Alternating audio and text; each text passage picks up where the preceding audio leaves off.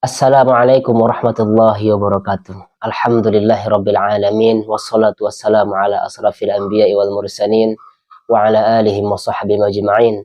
Allahumma shalli ala Muhammad wa ala ali Muhammad. Alhamdulillah, para hadirin yang dirahmati Allah Subhanahu wa taala. Pada kesempatan ini kita akan lanjutkan kajian kita pada kitab Riyadhus Shalihin, di mana pada kesempatan ini kita akan membahas satu bab tentang larangan berbuat bid'ah dan perkara yang diada-adakan.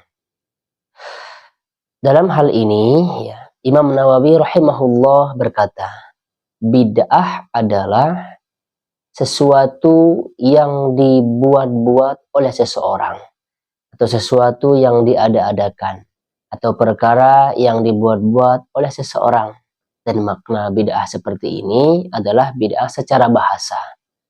Nah, sedangkan secara istilah atau secara syar'i, bahwa bid'ah adalah segala sesuatu atau seseorang melakukan suatu ibadah kepada Allah Subhanahu wa taala tanpa syariat yang Allah Subhanahu wa taala tetapkan. Sekali lagi ya, setiap orang yang menyembah kepada Allah Subhanahu wa taala atau setiap orang yang beribadah kepada Allah Subhanahu wa taala tanpa syariat yang Allah tetapkan. Inilah yang dimaksud dengan bid'ah secara syar'i. Jadi, oleh karena itu, ketika ada seseorang yang melakukan suatu ibadah tanpa ada dasarnya dari Nabi Shallallahu alaihi wasallam, tanpa ada perintah di dalam Al-Quran, begitu juga dengan sunnah-sunnah hadis-hadis Nabi Shallallahu alaihi wasallam, maka hal ini yang dimaksud dengan bid'ah. Nah, dalam hal ini banyak sekali di antara kita yang melakukan perkara ibadah atau ketika beribadah kepada Allah Subhanahu wa taala tetapi tidak didasari dengan dalil, tidak didasari dengan Al-Quran dan sunnah Nabi Shallallahu alaihi wasallam. Betul, niat kita baik, akan tetapi perlu diketahui bahwa niat baik itu tidak cukup. Akan tetapi caranya juga harus sesuai dengan tuntunan Nabi Shallallahu alaihi wasallam.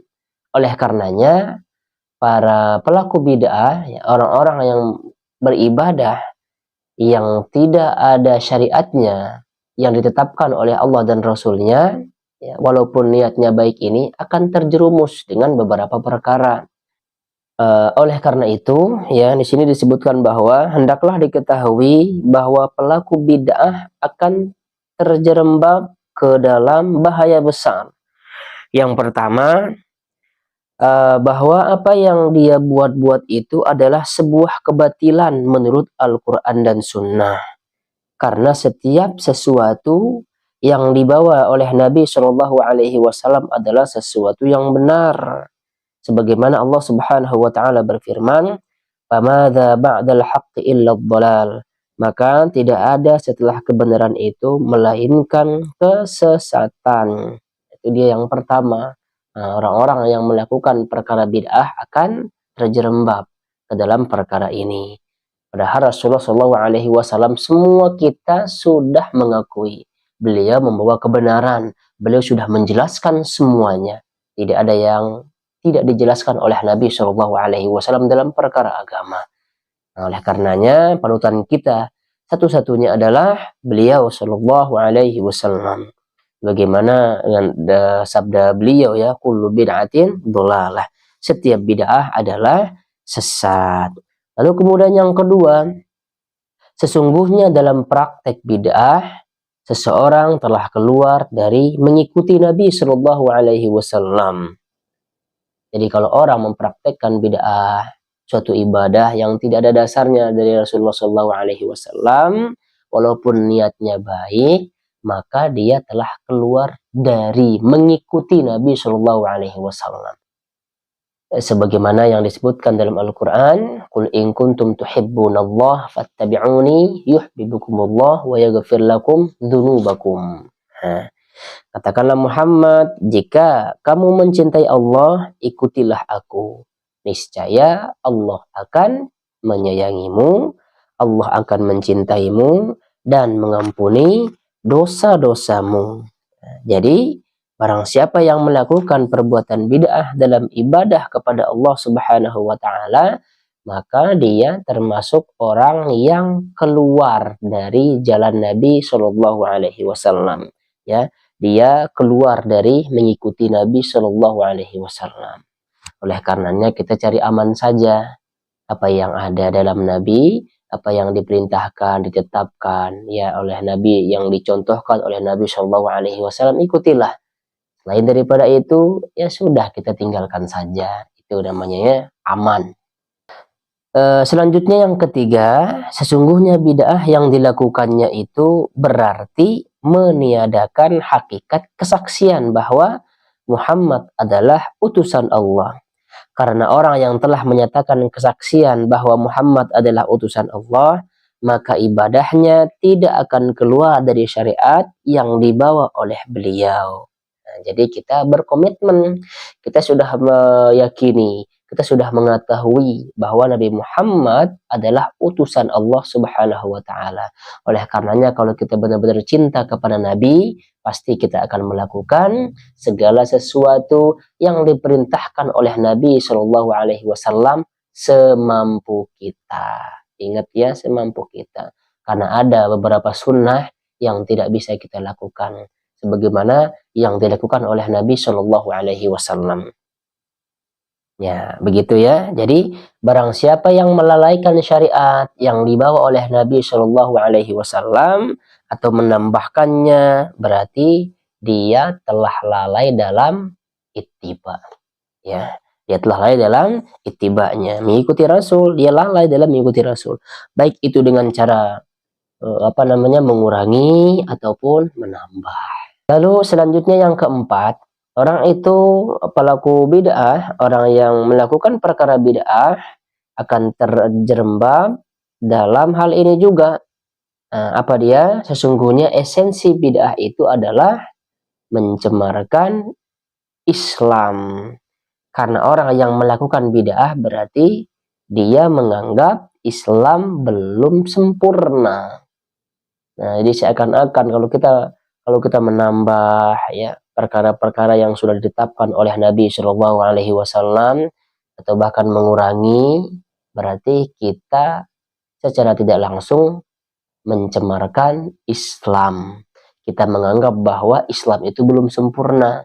Seakan-akan secara tidak langsung kita membuat catatan kaki ya. Di bawah Al-Quran itu kita membuat catatan kaki. Di mana pada firman Allah ya, al-yauma akmaltu lakum dinakum wa atmamtu alaikum ni'mati wa raditu lakumul Islam madina. Jadi dengan ayat ini seakan-akan kita mengatakan, oh ini mah belum. Jadi kita buat catatan kaki. Nah, itu namanya kita mencemarkan Islam itu sendiri.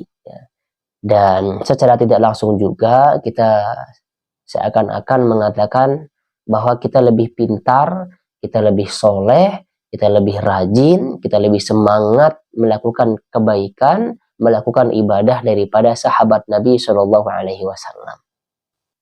Lalu kemudian yang kelima, bid'ah juga mengandung celaan terhadap Rasulullah Shallallahu alaihi wasallam.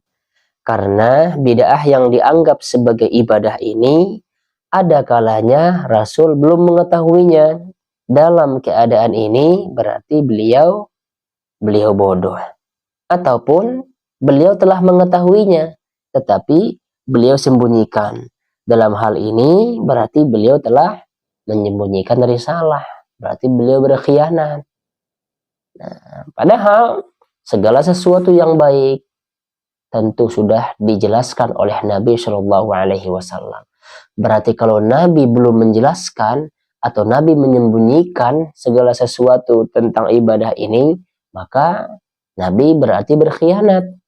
Nah, jadi ngapain kita capek-capek membuat perkara-perkara baru? Sudahlah, selesai sampai di sana. Kalau misalkan ditetapkan Nabi, selesai. Dilarang Nabi, selesai. Ya, tidak usah membuat hal-hal yang baru lagi.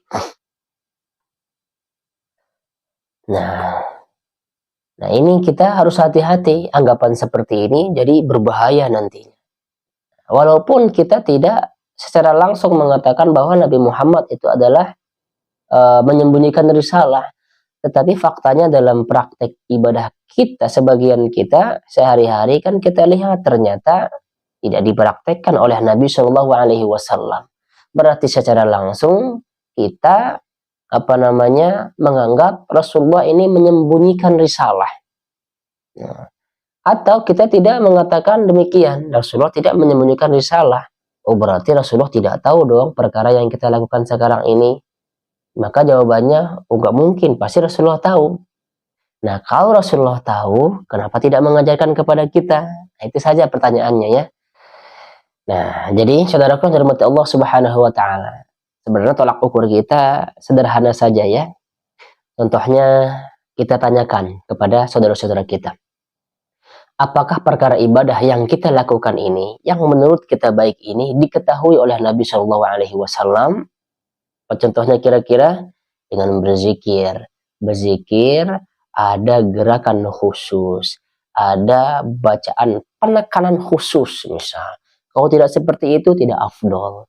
Nah, yang hal-hal seperti ini ya, dan banyak lagi yang fenomena-fenomena umum ya yang terjadi di masyarakat. Saya ambil contoh kecilnya saja. Kita berzikir nih. Sebagian kita lihat harus ada gerak-gerakannya. La ilaha illallah atau apalah pokoknya ya. Lalu kemudian sekarang yang lagi viral sekarang mah cukup digerakkan ini bahu kita saja. Ya, digerakkan bahu katanya. Lalu kemudian ada juga ketika la ilaha i-nya itu harus ditekan. La ilaha illallah harus begitu. Nah, kalau kita tanya kepada mereka, apakah yang mereka lakukan ini baik? Kalau jawabannya baik, oke. Apakah Rasulullah mengetahuinya? Kalau mereka jawab iya, lalu kenapa Nabi tidak pernah melakukan dan mencontohkan kepada sahabat cara berzikir seperti ini?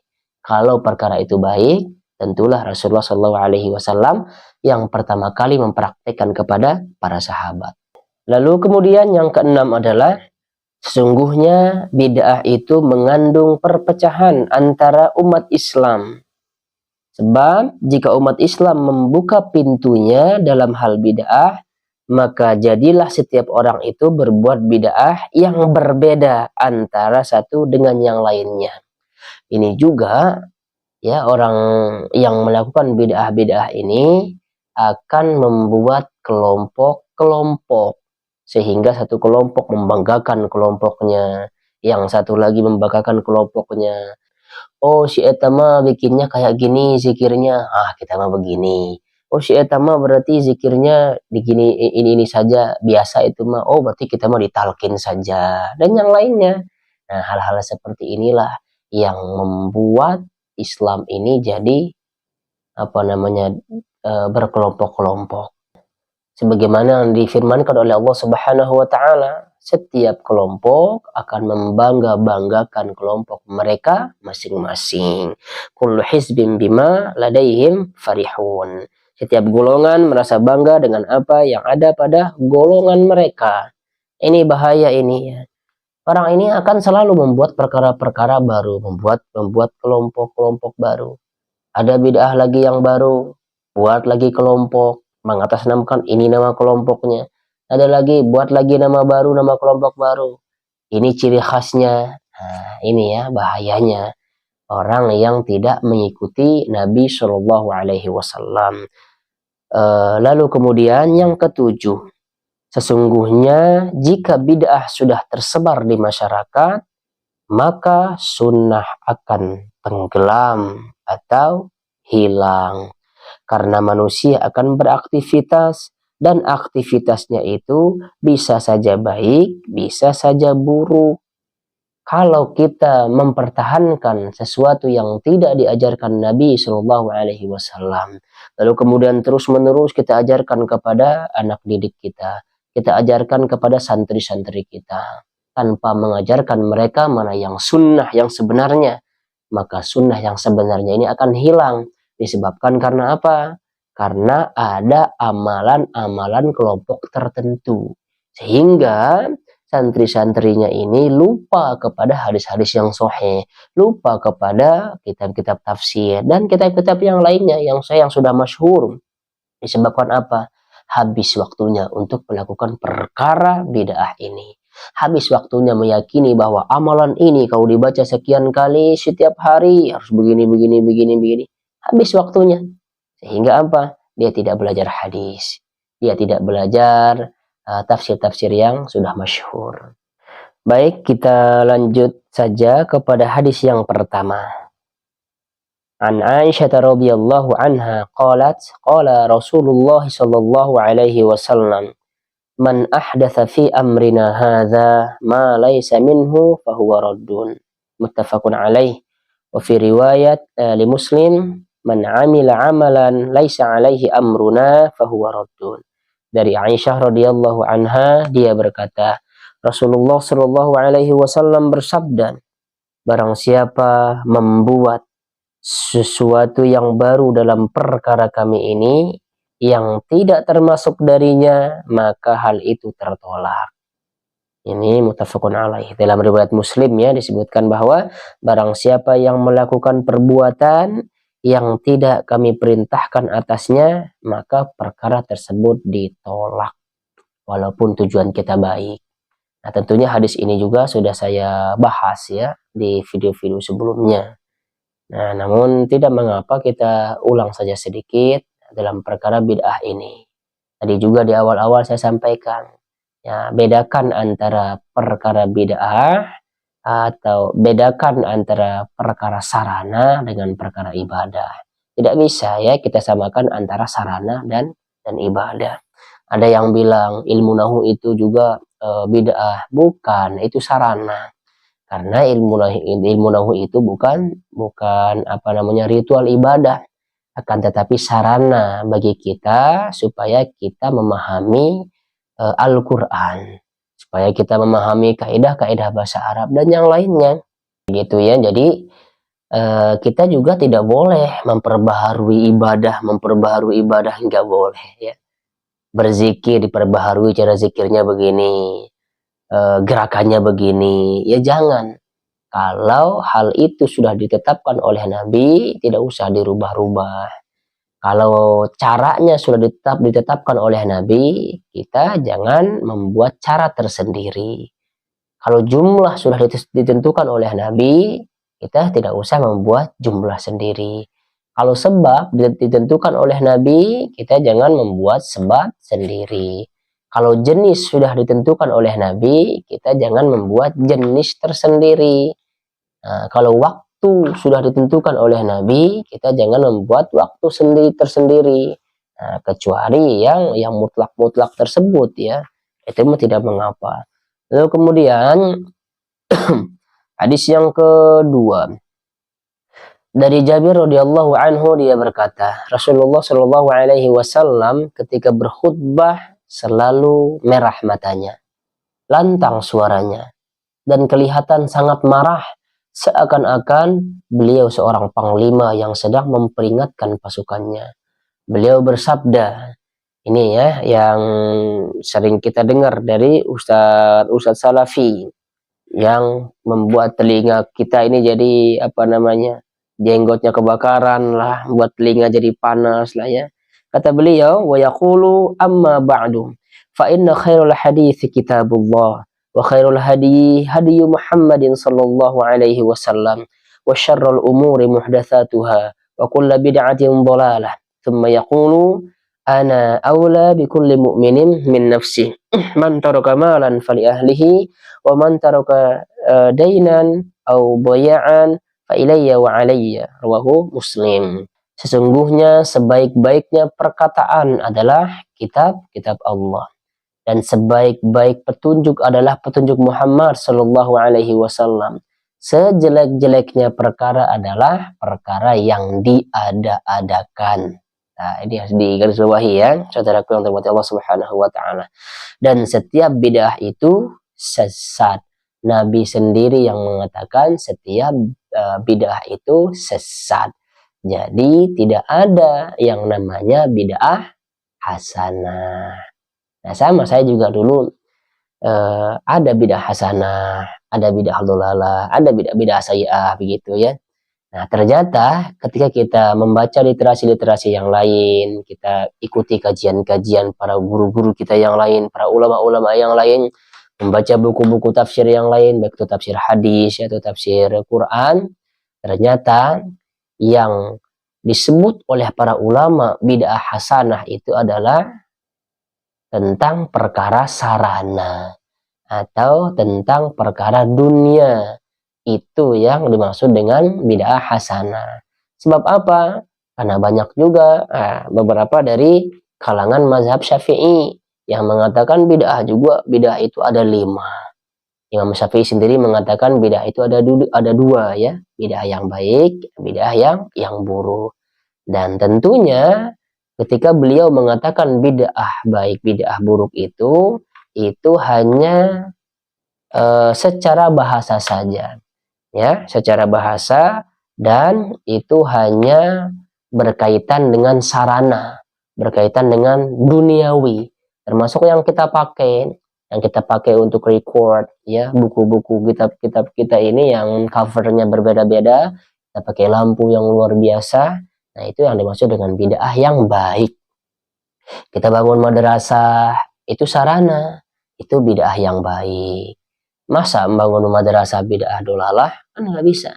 Nah, makanya kalau secara bahasa tentang dunia atau tentang prasarana atau tentang sarana, maka bid'ah itu nanti dibagi 2. Ada yang bid'ah dolalah, ada yang bid'ah hasanah.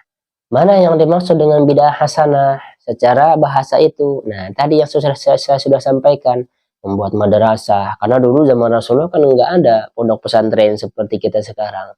Ada juga tempat belajar zaman Rasulullah itu kan masjid atau di luar buat kumpul-kumpul di luar masjid, ya. Nah, itu yang dimaksud dengan bid'ah hasanah. Lalu bagaimana dengan contoh bid'ah dolalah tentang sarana tadi? Yang satunya tadi dia membuat pondok pesantren, nah yang satunya lagi dia membuat tempat untuk kumpul-kumpul antara laki-laki dan perempuan, membuat tempat-tempat disko misalnya. Nah, itulah yang dimaksud dengan bid'ah dolalah. Sama-sama bangunan. Yang satu bangunannya berbentuk pondok pesantren, di mana di dalamnya ada santri dan yang lainnya. Dan yang satu lagi berbentuk kemaksiatan yang ada di dalamnya. Nah, itu ya maksud dengan bid'ah dolalah secara bahasa itu. Akan tetapi secara syar'i seperti yang tadi disebutkan oleh Imam Nawawi juga di awal, ya, seperti yang saya sebutkan di awal tadi. Nah, bid'ah secara syar'i itu ibadah yang kita lakukan. Kita beribadah kepada Allah sementara syariatnya tidak ditetapkan oleh Allah Subhanahu wa taala. Itulah dimaksud dengan bid'ah sesat. Jadi tidak ada yang namanya bid'ah hasanah secara syar'i. Itu ya. Tapi banyak sekali ini yang belum paham. Banyak sekali yang belum paham. Termasuk saya sudah berapa belas tahun baru paham tentang yang bid'ah yang dijelaskan oleh ustaz-ustaz salafi itu. Saudaraku yang dirahmati Allah Subhanahu wa taala. Dalam hal ini cukup kita sudah cari aman saja. Yang membawa syariat itu adalah Nabi, cukup kita ikuti Nabi. Pemahamannya ketika Rasulullah SAW sudah meninggal, mari kita lihat pemahaman para sahabat. Tidak usah membuat-buat perkara baru, sebab kalau kita membuat perkara-perkara baru dalam ibadah ini, itu akan menyebabkan perpecahan. Kalau orang saja ya, sebagaimana yang disampaikan Nabi SAW, aku tinggalkan kalian 2 perkara. Jika kalian berpegang teguh kepadanya, maka kalian tidak akan sesat selama-lamanya. Itu. Apa itu 2 perkara tersebut? Al-Quran dan Sunnah. Selesai. Kalau orang kalau orang sama sekali tidak ada niat untuk mengubah, tidak ada niat untuk memodifikasi ibadah, orang tidak ada niat untuk membuat perkara-perkara baru, tentulah Islam ini akan bersatu. Tidak ada namanya kelompok-kelompok nantinya. Ada kelompok inilah, ada kelompok ini, ada zikir kelompok ini, ada zikir kelompok itu, dan yang lainnya. Baiklah saudaraku yang dirahmati Allah Subhanahu wa taala. Itu saja pembahasan kita pada kesempatan ini. Yang benarnya datang dari Allah, yang salahnya datang dari saya pribadi. Adapun video tentang perkara bid'ah lebih detailnya silahkan ditonton di video sebelumnya. Subhanakallahumma wa bihamdika asyhadu an la ilaha illa anta astaghfiruka wa atubu ilaik. Assalamualaikum warahmatullahi wabarakatuh.